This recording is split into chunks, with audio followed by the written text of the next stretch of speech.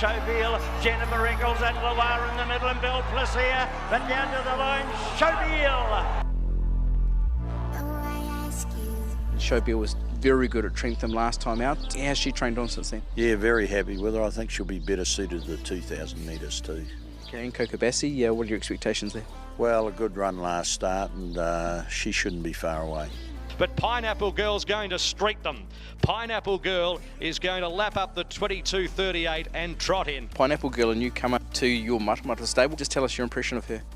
Yeah, she's fitted in nicely here. She's had a look on the grass on Saturday. She was a little bit new on Saturday.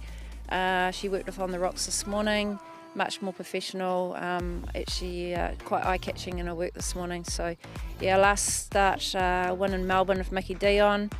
Mike's flying her over here. If she performs well on Saturday, she'll be a late nom for the Oaks. Okay, you get a good guide because it seems like it's going to be a decent field for this race on Saturday.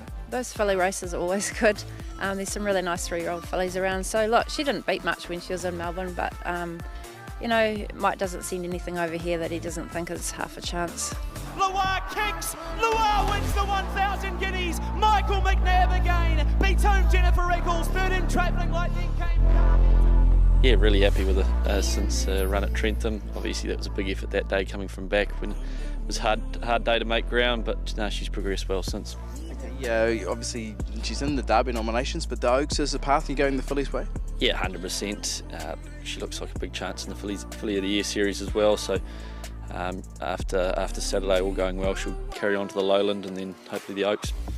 Jennifer Eccles strode to the lead at the 100. From out wide to Illicit arriving late. She's got her win at Group 2 level. Jennifer Eccles, everybody loves Jennifer today. Sean, Jennifer Eccles goes to the David and Karyn Ellis Fillies Classic this weekend. How's she doing? She's doing terrific. You know, she's been super consistent all the way through the 3-odd Fillies series, so we'll stick with that series, and I don't see any reason. She's given us no indication why that shouldn't continue.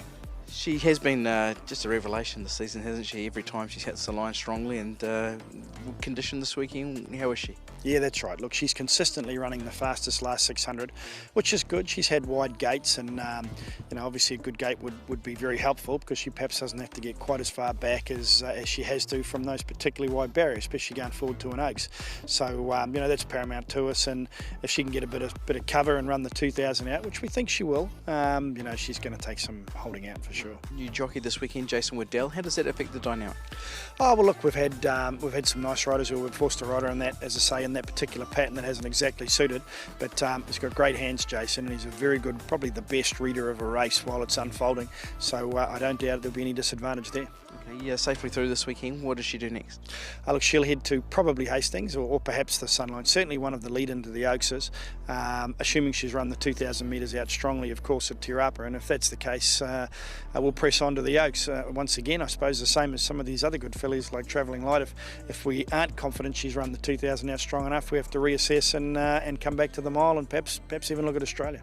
What can punters expect of her this weekend?